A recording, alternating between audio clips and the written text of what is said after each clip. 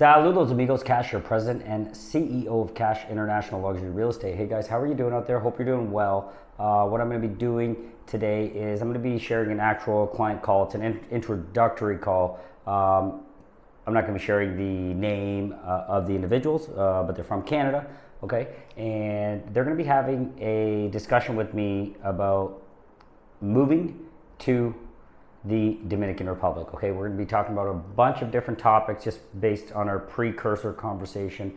They are comparing Cabarete, Las Terrenas, Punta Cana. They're also comparing Dominican Republic overall, okay, the Dominican Republic overall to Mexico. So we're going to be touching on this entire topic, and today I'm going to take you guys along for the conversation that we're going to be having. Okay, probably going to be some valuable information, some insights, some questions from them. That's going to raise some analysis on my end, and I think that's going to be very useful for you guys in your personal searches and your personal research. All right, guys, let's do it. Hey, Kash, how are you? Good. So yeah, I am licensed here. We're trying to, how do I say this? Basically, I'm looking at kind of tail end of my career here and selling a couple of our properties in Ontario.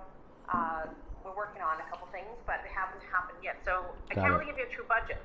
No problem.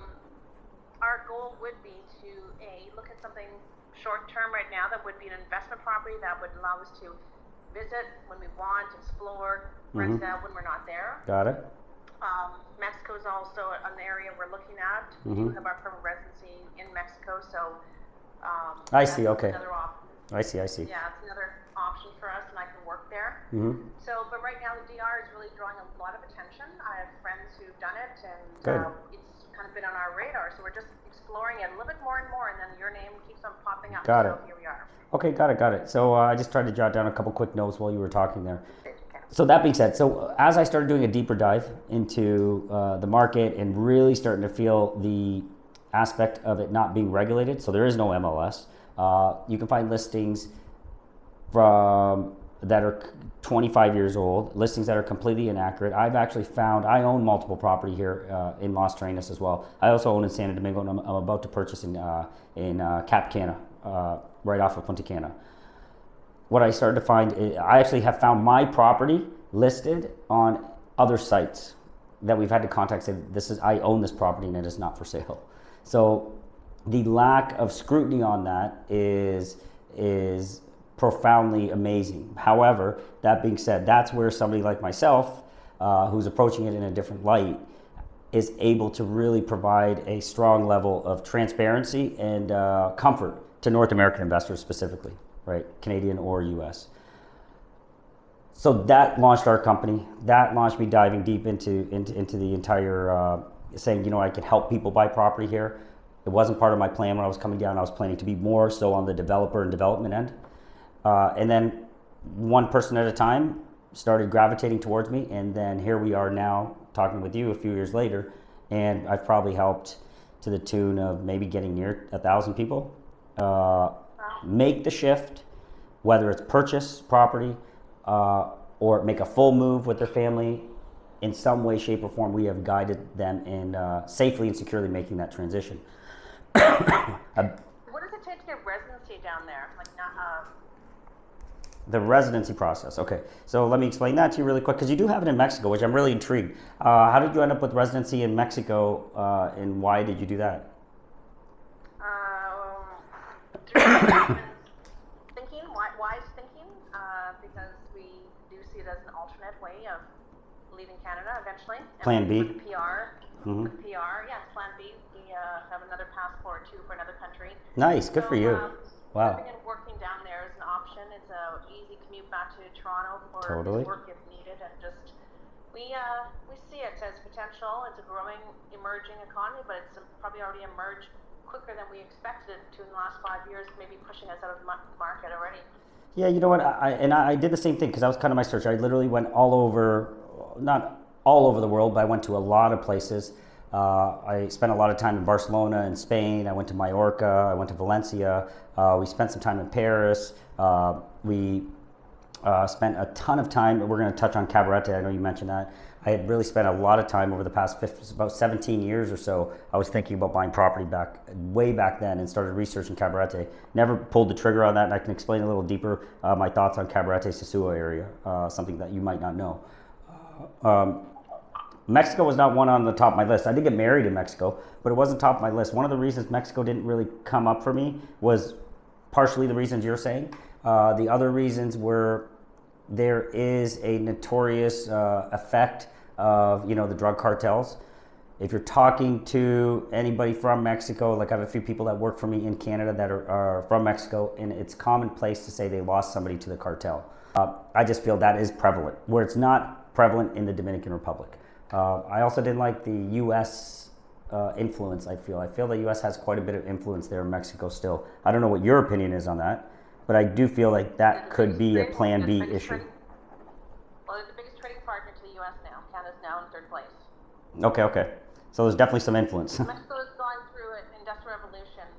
It's happened already. Yes. Since China, since COVID, it's now the next Silicon Valley, and the home prices and condo prices, immigration from Canada down to Mexico is just relentless. And I see it here. Like I see a trend. I see a huge trend, and I'm just north of Toronto, but I do the Toronto Real Estate Board, and I'm Barrie Real Estate Board. I see who's selling, and I see who's buying, and I see where they're going. And it's a constant vacuum of money's leaving this country faster than you can not Yes, you're 1,000%. You know what I'm seeing on my end in the last 5 months? I had a lot of my clients from New Jersey, New York, Miami, a few from California, some Atlanta. Like they're spread out on that East Coast. I did have Canadians, a decent amount of Canadians over the past few years, but in the last 4 months, it is one Canadian after another, and they're all majority Ontario. It's Toronto, Milford, London. I'm getting people from Windsor that are, and the plan is essentially they are selling their property and they're moving. It's not it's a 1 to 5 year plan. It's very quick, and the decision's made. So I think you're kind of in that. Yeah, go ahead. Yeah, group. I am, and we are in that group because we have retirement's probably 5 years away. But I'm trying to accelerate now. I'm going, you know what? I think I've had enough. Like I didn't plan on feeling this way so soon, but it's just become that. And Ontario, if you ever come back, your brother would tell you it's not the same place it was. No. I lived here for 24 years. I cannot stomach what's going on. Our industry in real estate's changed. It's just so much change. Yes. That the writing is happening quickly, and so I think the reason why the Caribbean works for a lot of people, even Mexico, is because if you have to get home to your homeland, you're 4 hours away versus going over to Portugal or Spain. Bingo. You're 100% right, and that was one of the deterring factors for me when I went over to Europe. It was just not convenient. If I needed to, for business purposes or personal reason, because I saw a family in Windsor, if I needed to get back, it was just not easy and convenient. That's where the Caribbean was really able to leverage location-wise with North Americans. There's a couple things happening that I'll be able to share with you over WhatsApp. I just did a video 2 days ago. The Open Airs Pact. I don't know if you're familiar with that. It is really it's an agreement between countries. Excuse me. I was in Canada over the holidays and I got a cough and I haven't been able to get rid of it. I brought it back from Canada. There's a pact between countries. The U.S. is currently in the final stages of signing the pact with the Dominican Republic. That means cheaper airfare, higher consistency of airfare that is going to allow the Dominican Republic to compete with places like Mexico that have an enormous amount of accessibility. Almost any time of the day from any city in the U.S., you're able to get to Mexico. Dominican Republic did not have that. So with this pact that's on the verge of being signed, there's supposed to be an even greater explosion on the tourism. So I'm sure you've read, or maybe not, the Dominican Republic as of right now has broken their record of over 10.3 million tourists that have visited the Dominican Republic. So in the first 4 months of the year, we've taken over Mexico for the first time. So more tourism is... 10.3 million in 4 months? No. Last year's number, I believe. But in the last 4 months, we have taken over Mexico as far as the number of tourists visiting the country. which was, it's in the news, so it's a pretty big accomplishment. But I think the Dominican Republic, just like you're saying, is really coming to the forefront for a few reasons. If I'm off track or anything, you want to switch gears, just let me know, just pause me, because I could go on and on a few different topics. I listen to everything you're saying. In order to accommodate that extra open air path, what about new airport infrastructure? What's planned? Totally makes sense. We're going to talk about the few different cities, and that is going to tie into the reasons why or why not you would consider a few different cities. Okay, so I'm just going to make a note here: infrastructure, airport, and then I'm going to talk about that, and I'll explain each market, and that'll kind of help you wrap your head around what is for you or what you think is what I'm saying. Okay, so the other advantage of the Dominican Republic over these other countries, which I think a lot of people are starting to realize, there was a lot of talk, and you probably went down this path because I just did. I started thinking about Colombia. A lot of talk about Colombia, a lot of digital nomads going there. Price of real estate's a little bit cheaper. I have some friends that are Colombian that live in the Dominican Republic. So I said, why are you investing in property over here in the Dominican Republic? They said, you know what, Kash, it's very unstable. The government is unstable. At any given time, anything can go wrong, and that makes us very uncomfortable. We're very secure and comfortable investing in the Dominican Republic. One of the reasons you're hearing that consistent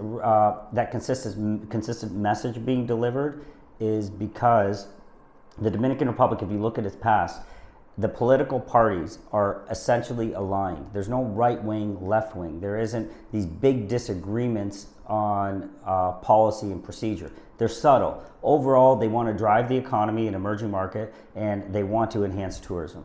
Okay, so the overall message revolves around that. So the political parties are not at arms like in the U.S. or Mexico. You don't see a lot of the civil unrest happening. So the Dominican Republic overall is a peaceful country. When we're talking about the areas, I'm talking about Las Terrenas.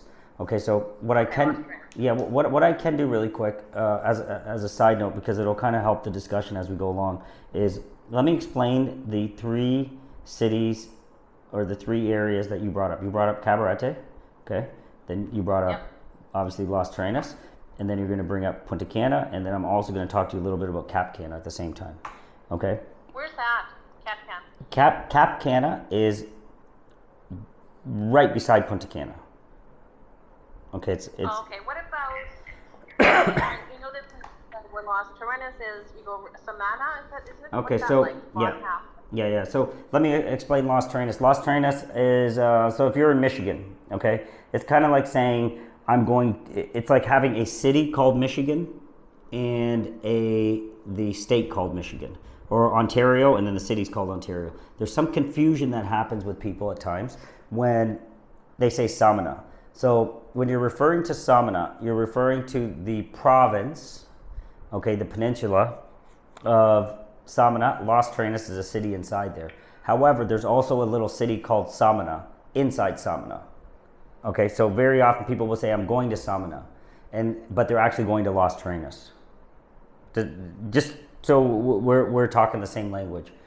There is a small city that's about an hour or so away from Las Terrenas in Samana that is called Samana. On the bottom half of the peninsula. Correct, yes. The west side. Yes. That's the one I was looking at. Yeah, that's what I was thinking about. Okay. So let me put a note here because I'm going to explain that to you as well. So let's start at the top of that north coast. We'll start with Cabarete. You mentioned Cabarete. Cabarete was a market that I personally looked at. The search for the DR and the research on the DR started right after college. I went to Ball State University in Indiana. I was on a tennis scholarship. I did my undergrad and my master's over there. Shortly after that, I moved to Chicago when I got done with my master's, and I went to an all-inclusive. For the first time in my life, I went with my brother and my business partner back then, and I went to Cabarete. And that was the first time I got introduced to the Dominican Republic, and I fell in love pretty much at that moment in time. So I kept going back and forth throughout the years, looking at real estate, never ever pulled the trigger on buying anything over probably the entire time. So like a 15, 16 year period, I never pulled the trigger. And I got married and had a child by then and all that stuff. I still never pulled the trigger. The reason Cabarete never happened for us, and I'm glad it didn't, is because there's a little town called Sosua. Sosua is located about 15 minutes driving away from Cabarete. Cabarete's Cabarete's a cool little beach. It's a cool beach town. There's a lot of kite surfing, kind of like, you know, like a backpacker kind of vibe. Because when you go into the kite surfing world or the surfing world, it's a different culture. It's very backpackish kind of, you know. It's a really cool place to visit for the weekend. So one of the issues I noticed in Cabarete when I was going back and forth was Sosua. And Sosua is known for the sex trade. It's a one part of the Dominican Republic that is just known for sex tourism. Once I got married and I went down there with my wife, it really stood out to her. And she said, what is going on over here? You will see 75-year-old men holding hands and walking around with 18-year-old women. Once we started to dive deeper into it, it became, and you do a little bit of research, you start to see that the sex trade, the sex tourism part of Sosua is prevalent. And people say, and you're going to see, you know, in chat groups and different people that have vested interest in Sosua will say, oh no, they're cleaning it up, it's going away. That is something that I strongly believe is systemic. It doesn't go away with somebody passing a bylaw that says you can't do it, because for generations, families have relied upon that for a means of putting food on their table. So you're not suddenly just wiping that clean. It's in the culture, it's systemic, and it doesn't go away. So with that kind of an environment also comes the party and the drugs. I was noticing when you walk down the beach or you're in the little areas in town, that you are always approached by somebody asking you if you want marijuana, do you want cocaine, are you looking for a girl? It was something that just made the experience the first trip with my wife very negative, and it put the brakes on doing any sort of an investment. We never thought about Sosua, but we were thinking about Cabarete. But because of its proximity, the 15-minute drive, it was prevalent there as well. And that really bothered us. So we never, ever pulled that trigger. How did we end up in Las Terrenas, though? Plata? Like, what's that place like? What would you compare that to from a Canadian city? Is it like your Toronto, or is it like? No, I would say Santo Domingo is your Toronto, and that's where I'm at right now as I'm talking to. Santo Domingo is your Toronto. Piantini, there's specific areas inside in Santo Domingo. I live in an area where I've invested. It's called Piantini. Piantini is, I'm about 3 blocks away from where the World Trade Center is being built. It is going to be finished probably in, I would say, the next year. Setting up the Dominican Republic, Santo Domingo, to be an international hub for international business again. And it is 3 massive towers that are mind-blowing. You would be shocked to see that is what's happening in the Dominican Republic. Okay, it would really give you some scale and scope. And when you guys do visit, I'm gonna highly encourage you to make a trip to Santo Domingo, specifically to Piantini, and I'll set you up with a colleague of mine that I've gotten to know throughout the years. He manages the Homewood Suites by Hilton. The rates are reasonable. I don't know, it's like a $150 or $180 or something like that. I highly encourage you, if you're serious about the move, to stay there for a couple nights and experience the restaurants. Go to Blue Mall, you'll see the World Trade Center, and that will really help you scale your mind and do that comparison between Mexico and the Dominican Republic and see the up and up of the Dominican Republic. That is, and when the reason I bring that up, and I tell all my clients, when you experience that, you can see how the Dominican Republic is completely, it's changing at a rapid pace. The gastronomy, the restaurants, the hotels, the amount of luxury goods that are here, it really is not what you would perceive in your mind. Most clients perceive a third world country, there's not a lot of money, where am I going to get this, where am I going to get that? That is a complete falsehood, and it's important for somebody like yourself to see it, because you're in the real estate business as well and you've analyzed it throughout your years. When you see it, you'll be blown away. So, go ahead. So that's your biggest city, and that's also the most violent one based on research I have done, which is, like you said, they're front. So how do you feel that that's going to, with more development, like there's people still have to live somewhere, and they're still going to have, like Yorkdale, but it's not going to Yeah, it is. It really is a different culture. You don't have over here. You don't have people on the side of the streets that are on drugs, that are addicted to meth, that are you don't see an excess. You don't see a lot of homeless people because the family. This is the one thing that happens with a lot of people, and I kind of talk about it on my channel quite a bit. Is people confuse poverty and crime. So when they see the poverty, they assume the crime. So if somebody is poor or they live in a quote unquote shack that's made of tin, they assume that it's dangerous immediately. What you don't see in the Dominican Republic, what you do see is the family units are strong. Whether they're rich or they're poor, the family units are strong. It's a very religious culture. It is a culture that is very, very, very focused on, hence why I have my daughter here. She goes to school here in Santo Domingo, is very focused on the well-being of children.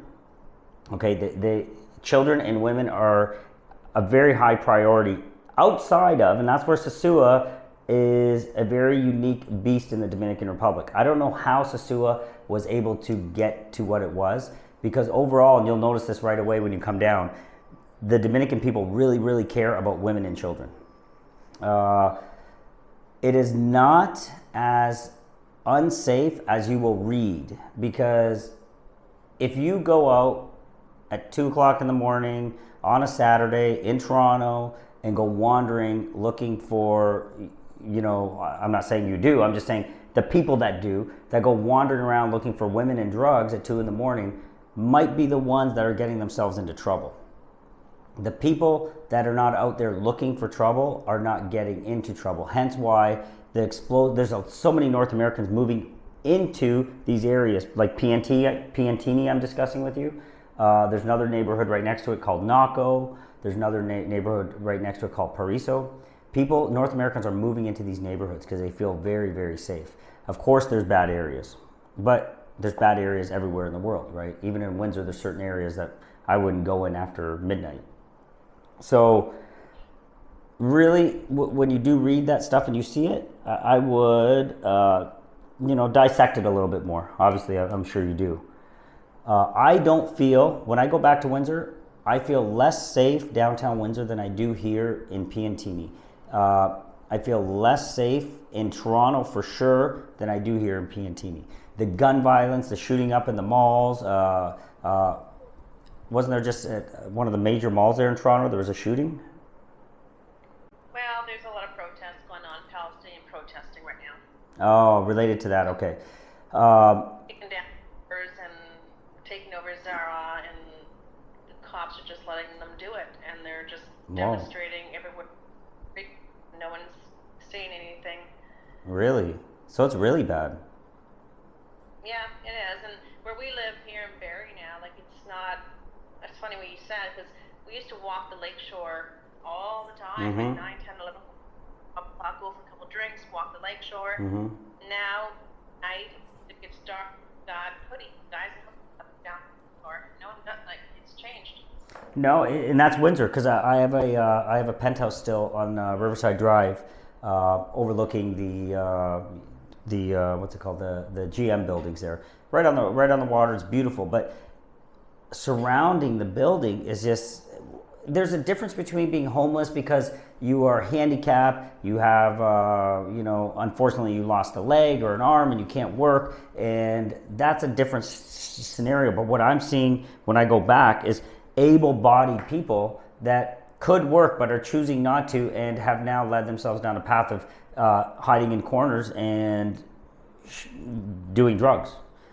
It is a different culture. The way I like to explain to people, being here in the Dominican Republic, business-wise and personally for my daughter, is kind of the way I imagine my parents would have felt when they got to Canada or they got to the US. Like, wow, land of opportunity. People are on the up and up. They're happy. Both parents don't have to work just to pay the mortgage or to pay the bills. It's like, and I'm not being, I'm just looking at it from a quality of life aspect. were able to survive off a reasonable amount of money. So the cost of living in Canada, when I go to Windsor and my wife goes and buys some groceries, I'm blown away. The cost of living here is so affordable. The Dominican government really did a good job of containing and controlling inflation in the country.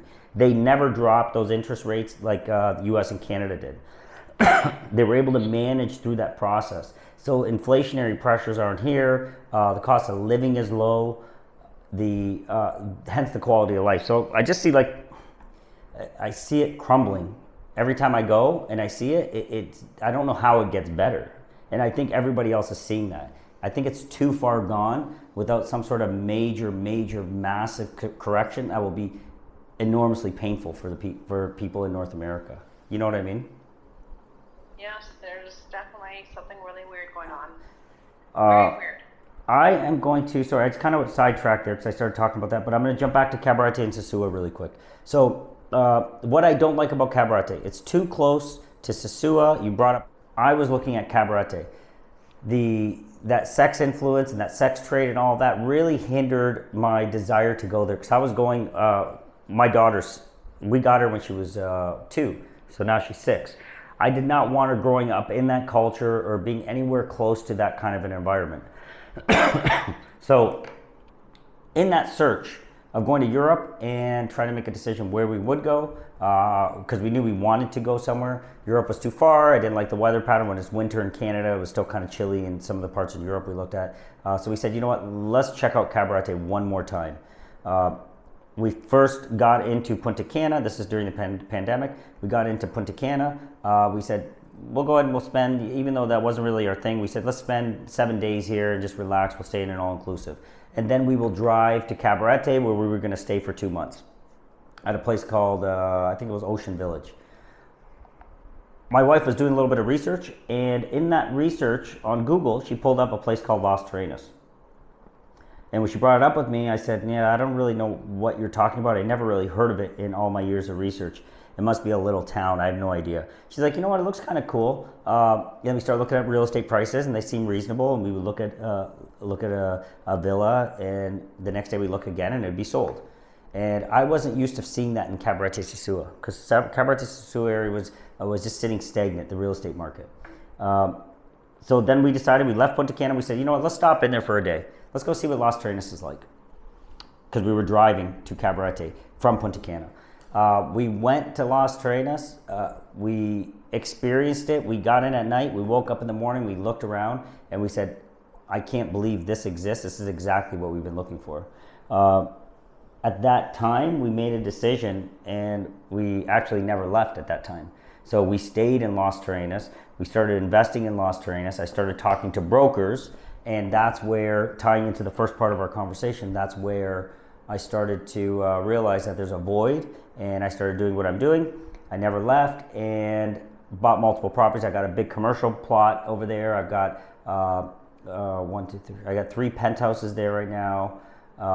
It just became an amazing spot. So Las Terrenas is really taking off. Las Terrenas does not have those elements, and you'll see it when you come down. It does not have the elements of the sex trade, and if it exists, you definitely don't know or see that it exists, because we have not noticed it one single bit. Okay, it's very European influenced. Okay, there's a lot of French, Italian, Canadians, a lot of Americans are starting to move there. So there is a very cool vibe. A lot of people say it's just like being in Europe, being in Las Terrenas. So restaurants from all over the world. There's 26 kilometers of beach there. The beaches in Las Terrenas are bar none probably the best you're going to see anywhere that you've gone, even in Mexico. You're going to see some of the most beautiful landscapes.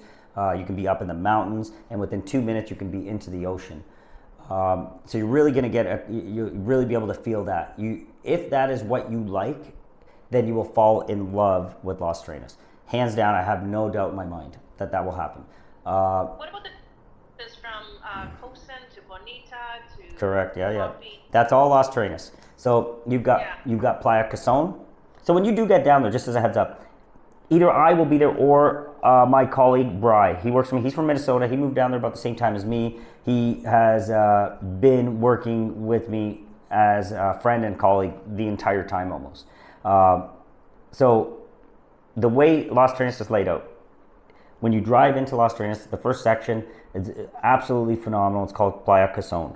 Playa Cason, you've got, I'll name off the beaches for you. So you got Playa Cason, then you got Playa Bonita, then you got Playa Las Ballenas, then next to that is Playa Punta Papi, and then next to that is Playa Portillo. So that stretch of 5 beaches that I just said encompasses about 26 kilometers. Each beach, each of those 5 beaches has its own personality. When I say personality, it has the way the water hits the coast, depending on the angle. I don't really know the why it happens, but Playa Cason looks completely and feels completely different than Playa Bonita. Playa Bonita is where people will learn to surf. They've got the larger waves. Playa Cason is very natural. You got the mountainscape behind you. It's very, very, very green. As you move along, then you got Playa Punta Papi. Playa Punta Papi and Playa Las Ballenas has more life. It's where there's more entertainment, but the beaches are very, very calm. Where it's the perfect beach for seniors or little kids. They're able to be in there. Where Playa Bonita, the waves are bigger. So if you have a little kid or you're a senior and you're not too good on your feet, it's not the beach you want to be on. But right next to it, you've got an amazing beach with ballenas. If you're a little bit young, yeah, go ahead. Do they connect through a malecon or something, or a boardwalk? No. So Playa Cason and Playa Bonita connect. There's no direct connection from the end of Playa Bonita to the beginning of Playa Las Ballenas. There is merely a little, I wouldn't call it a mountain, I would say about 100 feet up. So there's a hill, you gotta go up and down and you would get to Playa Las Ballenas. To get to Playa Las Ballenas, and I can draw this out, it'll be easy, I'll send you a WhatsApp and I'll draw it out. You go through town. So you get to that point in about 10 minutes. So you leave Playa Bonita, you go through town and you come out on the other side. That's where the proposed golf courses could go, in that area. And again, I can draw that out so you'll understand what I'm saying. But once you're on Playa Las Ballenas, you could walk straight through Playa Ballenas, Playa Papi, Portillo. You could walk for 20 kilometers. You could just walk and walk and walk on sandy beaches. And as you walk, you will see the waves change, the type of vegetation there change, how much sand you do or don't have on the beach change. Some people some beaches are perfect for kite surfing, like Playa Portillo is perfect for kite surfing. So this is one of the things with Las Terrenas that's unique, is it really tailors and caters to multiple types of people and multiple types of likings. Some people don't want to be on the beach. They want to be in the city environment. That's what they like. Some people want to be able to go to restaurants and go out at night and have dinners. Some people want absolute peace and quiet and don't want to see any people. You can achieve that. You can also, which is a big thing you'll see in Las Terrenas, is people are building up into the hills. So when they're building up into the hills, they're getting these magical, to die for ocean views, unobstructed, of all of Playa Bonita, Cason, basically all of Las Terrenas. So you're finding people that are all with the same mindset, but all have different needs and wants, but they're all able to be part of Las Terrenas as a whole. So that's why you're seeing a massive migration towards Las Terrenas. Las Terrenas, I forecast, is going to be one of the larger cities for tourism in the Dominican Republic in the next few years. They're forecasting enormous growth. Once you get there, you're really going to see it and understand it. Okay, so that's Las Terrenas. Let's talk hospitals. Hospitals, so when I lived in Las Terrenas, there is a few amazing doctors. There's one specific one, her name is Dr. Diana. She's absolutely amazing. She'll do house visits. She's my go-to person if something's wrong with myself or my family. Cold, infection, something along those lines. Not a heart attack. So for the day-to-day maintenance of yourself, Dr. Diana does a great job. She's perfect. There's a hospital as well. There's actually 3 different hospitals. If you have to go to the hospital, they will be able to take care of you. However, the big thing for me is if it's something serious, and this is where we're kind of transitioning perfectly into Punta Cana and Cap Cana. If it's something serious, Las Terrenas is 2 hours away in car, straight shot highway. I've got some videos where I've done the drive to show you, to Santo Domingo. Santo Domingo has the best cardiologists, doctors. Our dentist is here in Santo Domingo now. I wouldn't even use a dentist in Canada anymore. All of the immediate emergency healthcare that you would need is 2 hours away. So it's kind of like being in Windsor needing to get to London, right? Or then being in London and needing the specialist that's in Toronto. It's kind of like the same path. So Las Terrenas in and of itself, if you have medical ailments and say you need to be very specific treatments that you require, I tell my clients, maybe Las Terrenas is not the one for you. Okay, it depends on where you're at. Now that growth is happening exponentially. They just built a new hospital. All of those facilities are getting better and better as time goes on. I think in the next 2 to 3 years, you're going to see a massive influx of specialty services coming in.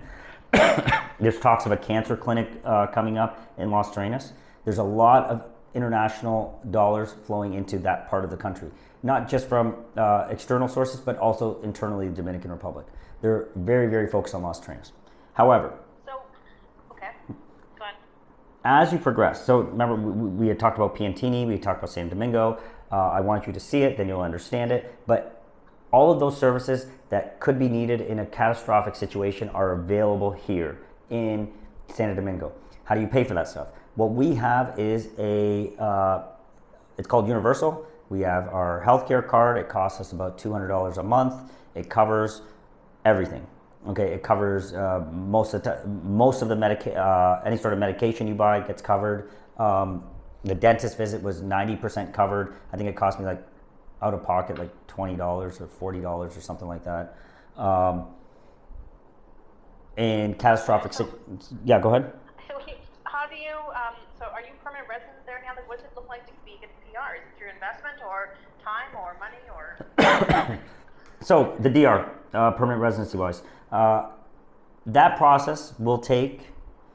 You would do it through an attorney. I know that there's a lot of times to say residency through investment. I don't believe that is as accurate as maybe some of these websites say and lay out, because the process is relatively straightforward and doesn't take too long, but it does involve an attorney. Where it doesn't, you don't have to use an attorney. I've heard that they have systems on their government websites that allow you to do it on your own as well. But if you use an attorney, it would probably cost you $2,000 to $4,000 per person, depending on the attorney you're using and how good or not they are. So you're looking about $2,000 to $4,000 per person, and I've heard people get it done anywhere between 4 and 6 months. I have not got mine done yet. The reason I've not got mine done yet is because the Dominican Republic makes it so easy to overstay, and they don't slap you on the wrist for it. Basically, if I'm here for 4 to 6 months, I've overstayed because you're only supposed to stay 90 days. When you get to the airport with your passport, they look at it, they say, oh, you overstayed, go over there and pay. So you literally take your passport, you go to the person, they look at it, they based on the calculation, how long you've overstayed, they say, okay, it's $35. You pull out your debit card, you pay it. You can work, although you're not a PR there? Like, they obviously know you're working, right? Absolutely no. It's a big difference between being an employee working for somebody or owning your own business. You can own your own business. You can work for yourself. You can provide a service that they will tax you on your income, right? So you can provide a service. I can't just go get a job at McDonald's, right? Okay. So there's a distinction there. And because I'm not here, because there's some people that come here that need to find a job. For them, those people, they can't just go get a job. They would have to be under the table or whatever, however means of doing that. They wouldn't legally be able to have a job. However, me, as an entrepreneur, as a business owner, can do that, no problem. I just have to pay the corresponding payroll taxes and the income taxes and whatever, whatever's owed to the government at the time it's owed to the government. Okay. And you register yourself as a corporation, Dominican Republic? Over here, yeah, exactly. Yeah, exactly. I have a corporation over here. I have a company that I operate under. Again, I would be able to set you up with the lawyers that can help you do all of that. The law firm that I do work with here is the largest law firm in the country. It's called Guzman Ariza, and you'll see some videos where I got some docu-series with specific attorneys there. That law firm will be able to set you up with your corporation. You want to own your property in a corporation as well. It just provides you those obvious advantages that you have in Canada as well. Anonymity being one of them. If God forbid you run somebody over, you get sued, you're able to keep your property protected. There's also certain tax advantages that you would have by owning it in a corporation, depending on what kind of property you buy. I'll take a look at that. One thing I want to do really quick though, because we kind of made that nice path from Sua, Cabarete, you asked a little bit about Puerto Plata. I explained Las Terrenas to you. I think you really need to see that when you do come down. I think you could really love it. However, when you're talking about medical services, stuff like that, San Domingo has it all. But as you move along, so it's 2 hours to go from Las Terrenas to San Domingo. Then it's 2 hours to go from San Domingo to Punta Cana. So let me just... another area we're interested in. Exactly. Yeah. So that's why that's why I initially was just focused on Las Terrenas with the brokerage. But now what I've done this past year is I'm focused on Las Terrenas, San Domingo, and Punta Cana. And there's a reason for it, because every buyer is a little bit different, okay? They have different needs. And as you get into the more aging population, you start getting into the 60, 65, 70, the needs medically, typically, not all of them, I'm not going to generalize, start to increase. Las Terrenas at this moment is not there, in my opinion, to service the needs. If I was 75 and was worried about having a heart attack at any time, I don't want to be in Las Terrenas. I would rather be in Piantini, or, and this is a big thing I've been talking about in my videos, I would rather be in Punta Cana. Punta Cana is a giant as far as a tourist destination. You can get to Punta Cana from almost 189 different countries, direct, okay? Punta Cana evolved about 20, 25 years ago. The growth in Punta Cana is absolutely massive, okay? In that growth process, you have the best hospitals, you have the best schools, you have the best infrastructure. The city was built to grow when they conceived it. So if you are aging, or say for example, if you have aging parents and you want them to use the property because you're still stuck in Canada, finishing off business, stuff like that, I would want that kind of a client to really consider Punta Cana or Cap Cana. Because Punta Cana or Cap Cana gives you access to all of those things. You have quick, easy access if you need, God forbid, to get to Miami because there's something major's happened to somebody. Right. So Punta Cana has the infrastructure, it has the amenities, it has the malls, it has everything that is needed to basically not retire in Florida. So I completely believe, and that's what we're going to be a big advocate of this year, is if somebody's considering Florida for retirement, they need to understand Punta Cana, because the cost of living is significantly lower, the people are happier, all the things that are complicated about Florida and taxes and all those other elements don't exist in Punta Cana, but you have all of that leverage. You have the golf course, you probably have 10 different golf courses. You really have everything that you could need to live a happy and healthy life up until the end of, time kind of thing, your time. So. And then what? The other one says Cap Canada? Yeah, no. Cap Cana. CAP? Yeah. Space CANA. Cana. There's La Cana. I see that.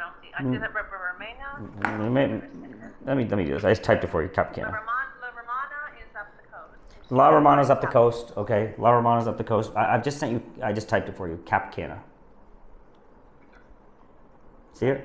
Oh, I'm sorry. My apologies. Yeah, I see. Okay, so that's all up. Is that like you're up and coming, or is it already? No, I would say furthest thing from being up and coming. So, Cap Cana, I'm actually looking at a plot of land there right now on the golf course.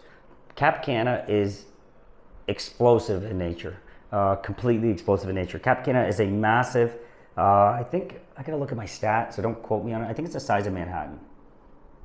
Something like that. It's a land chunk about the size of Manhattan, something like that. And Cap Cana is a private gated area, so you can't enter Cap Cana without being, your ID, you've been invited, why are you coming in, how are you coming in?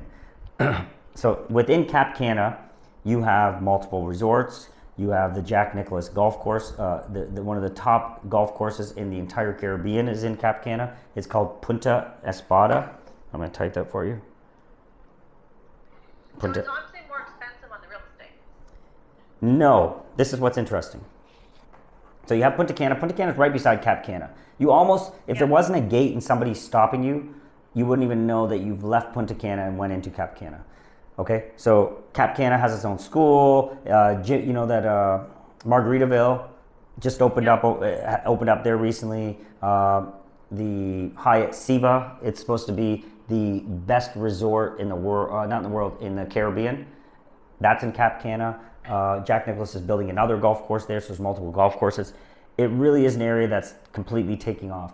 Cap Cana in and of itself is more expensive than Punta Cana. So you are able to, let's compare Las Terrenas when you do visit there to Punta Cana. You're able to find property at a better price in Punta Cana right now than you are in Las Terrenas. What Las Terrenas has kind of evolved into is where the rich, and when I say the rich, there's a lot of money in the Dominican Republic. There are people that have done extremely, extremely well for themselves through land ownership, businesses, etc., etc. The rich are currently going to Las Terrenas to play. The rich are consuming the properties in Las Terrenas. They're buying those properties for Airbnb purposes. They're buying the oceanfront. You can't even find oceanfront in Las Terrenas anymore, land-wise.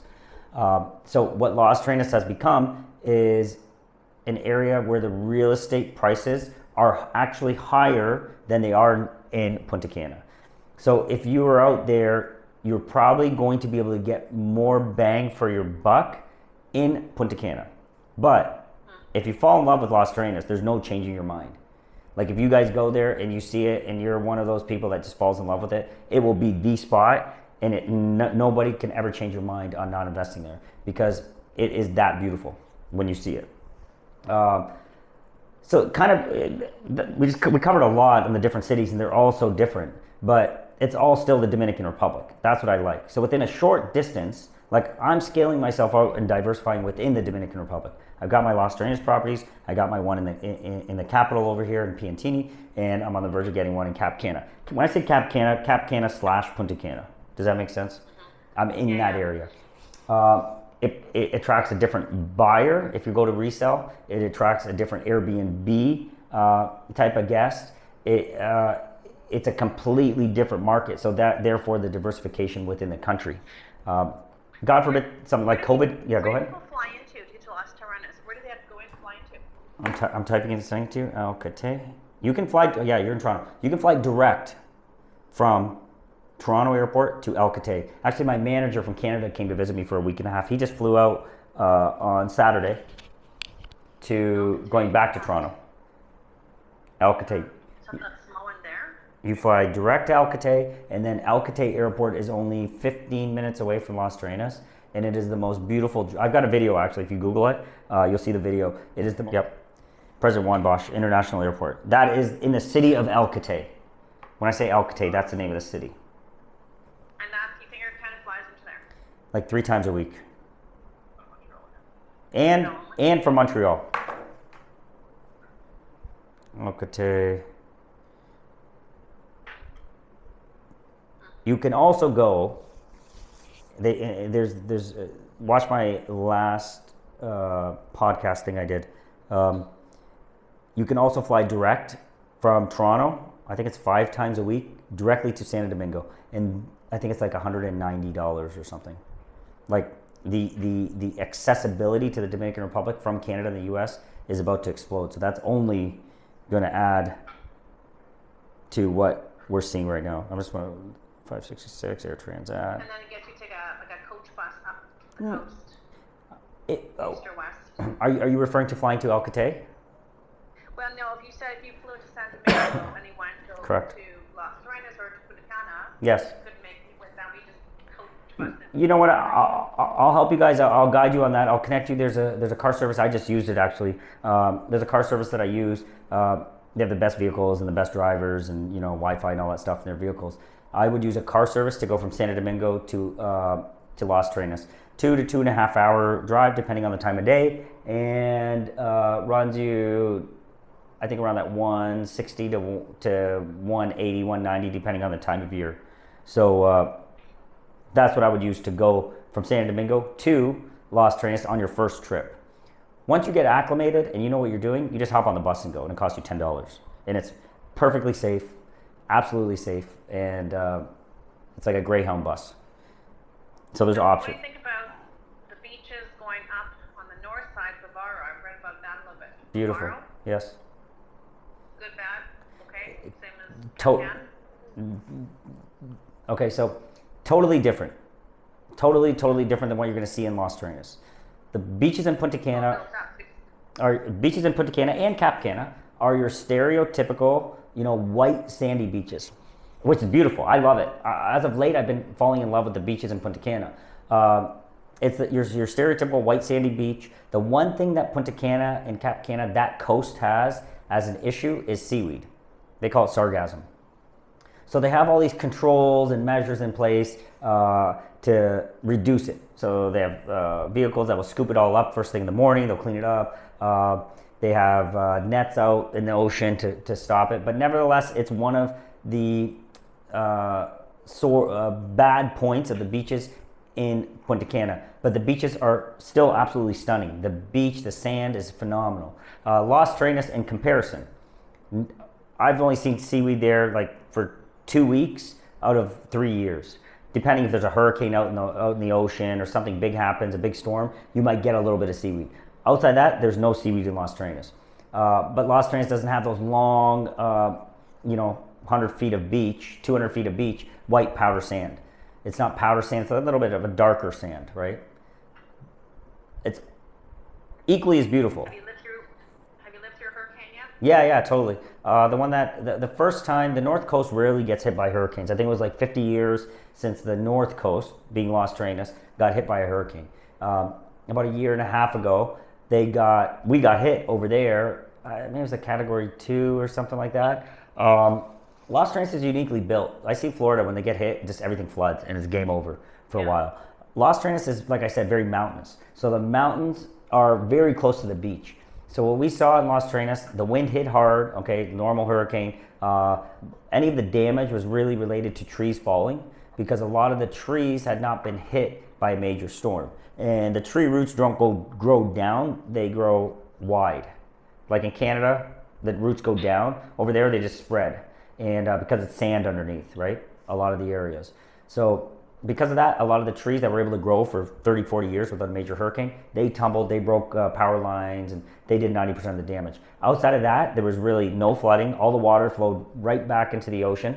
And all the structures are solid concrete. Everything is built solid concrete in the DR. So the damage, while it looked bad at face value when you first see it, within a week it was all cleaned up and done. So that was my one. What I did do during that hurricane is I came to Santo Domingo. This was before I lived here. I came to Santo Domingo. I stayed at the hotel that I was telling you to stay at, the Homewood Suites by Hilton, and nothing happened here because there's a big mountain range in the middle of the country, and that mountain range will diffuse or just take the steam out of the hurricane as it's going over land. So we literally got a little bit of rain while Las Terrenas was getting hit hard. Vice versa, if there's ever a hurricane hitting on the Santo Domingo side, I would hop in my car and drive to Las Terrenas. The same thing I would do. Earthquakes. I felt I felt the ground move in Las Terrenas for like 10 seconds. It's a very unique kind of feeling. I did feel that. It was, I don't know, like 10 o'clock at night or something like that. I felt that once. But the ground does move on a regular basis. Never to the point where stuff is falling off shelves, but you kind of just feel like, a little bit of a rumble, which is always interesting. And, being North American, we don't really, being from where we are, Ontario, we don't feel that. So. Is it based on granite or is it based on sand? Is it a sand-based island, basically? No. What they do when they're building is, if they're building close to the beach, they drill down. I think it's about, they have to go 80 feet down, and then they hit bedrock. So they hit bedrock, and when they do that, that's where they when they're building the beachfront villas and stuff like that, they do that. They drill down, they put their columns in, and they tie right into the bedrock, which is typically in the Las Terrenas area about like 80 feet down. So you see these big silos that they drill down, and then they pour the concrete tying into that. So yeah, sand, but 80 feet down at the beach level is your bedrock. Okay, Okay, so, well, you've been so helpful, and I don't want to take the rest of your day because I can keep on talking to you for hours. No, likewise, and don't feel bad because I will be able to dive into. Right now, we just kind of covered everything, right? And that's always tricky. We didn't really even talk about real estate. I just want to give you what's important here is you just understand like the bird's eye view of what's available to you, because you can completely scale in whichever direction you want to go. When you go into the real estate element of things, there is a question I would be asking you is your usage. Okay, obviously I need to kind of get a feel for where your budget's at, which you kind of gave me a rough idea. I would need to understand, is this something you want to buy? You want to rent it for the next 5 years? You're going to come for 2 weeks a month, and by the time you retire in 5 years, you're probably going to sell it off if it's worth more. Or this is like potentially going to be where you're going to spend the rest of your life. That's one of the things. Are you looking for existing construction or pre-construction? I have a lot of clients that will say, you know what, in 3 years from now, I'm going to be ready. Cash, I want to have like a forced piggy bank here. I like this project. I like that it's confiture. You're going to see that word. I can explain that to you now or later. It's up to you. Confiture is basically a tax-free incentive that the Dominican Republic government assigns to certain areas of the country that they want touristic development. Las Terrenas is one of them. Punta Cana is one of them. So in Las Terrenas, I have a project called Playa Bayanes Residences. That's an exclusive project that I have. In that project, it is confiture approved. That means that you will not pay any property tax for 15 years, nor will you pay a land transfer tax. Any real estate that you buy in the Dominican Republic, there's a 3% land transfer tax. Anything that is valued under $160,000 US is tax-free. So you only pay tax, this is in general all properties, you only pay tax on anything that is above and beyond the 160,000. Okay? Confiture waives all taxes on the entire, let's say you buy something for 300,000, you pay no property tax for 15 years on the whole amount. Then there's resale condos that you would look at. So kind of. Hey guys, so I hope you enjoyed that little podcast there. It was with a new client that is looking to invest in the Dominican Republic versus Mexico. And what I want to do is share some of those questions and answers with you. As we are closing off this video, the reason I had to cut it short is my battery died. So what I'm doing is sharing a little clip of a beautiful project in Cana, right on a Jack Nicklaus golf course. Okay, Jack Nicklaus has designed this golf course. This project is coming real in the next 2 years, and we have lots for sale over there. So what I thought to do is, since we missed the end of the interview, I just wanted to cap it off, show you guys a little bit of footage here of beautiful Cana in the Dominican Republic, and just let you guys know that we are here to answer any and all questions that you have related to investing in the Dominican Republic. Remember, we provide you with that trifecta: Las Terrenas, Santo Domingo, and Punta Cana/Cana. We believe those are three very diverse investments. It allows you to diversify your strategy here in the Dominican Republic. It keeps you within 2 hours of each location, keeping with Santo Domingo right at the center of it. So we believe it's very scalable. We believe it's a great strategy to employ. And any one of these markets, depending on what your wants or needs are, there's no market. If someone tells you that Las Terrenas is better than Santo Domingo or Punta Cana sucks relative to Las Terrenas, all of those things are relative to what the individual likes. Okay, not everybody likes the same thing, and that's what's beautiful about the Dominican Republic. Not everybody has to enjoy and love where they live as in the exact same place. There's so much scalability to the Dominican Republic. Right here I kind of jumped into an older video that we had where I was showing the beautiful nature of Punta Espada golf course. This is where the Regis in Cap Cana is, okay? I just was given a big, broad overview. You can see how gorgeous it is. This is one of the most amazing experiences you will ever have on a golf course. It's right on the Atlantic Ocean. It is one of the most scenic environments. Right there, as I'm rotating through, there is the Regis in Cap Cana. We have units available in there as well. One bedroom starting at $1 million, all the way up to $21 million for one of those rooftop penthouses. And there is like a great landscape view of Punta Espada. Okay, so again, Cap Cana. So guys, it really all depends on what you love and what makes you tick. The Dominican Republic has it. Okay, so please remember, we are not here to push one specific city on you. We are here to make sure you understand all of it and make sure you can scale yourself investment-wise, quality of life-wise, and be able to ensure your investment aligns with your personal goals, wants, and needs. You can see there is Cap Cana as we're kind of flipping through the backside of it there. Cap Cana is the size of Manhattan, as you heard in my video. So guys, that's it for this video. I'm going to cut it short. It was a really long video. It was a long call. It was an amazing call. I wish you would have caught the end of it, but the battery died on me, and that's how that one ended. So that's it for this one, guys. I hope you enjoyed it. I hope it helped. Please leave some comments, questions, anything you need personally. Please send me a direct WhatsApp. Remember, I have my colleague Bry in Las Terrenas. He is dialed in and full-time dedicated to the Las Terrenas market.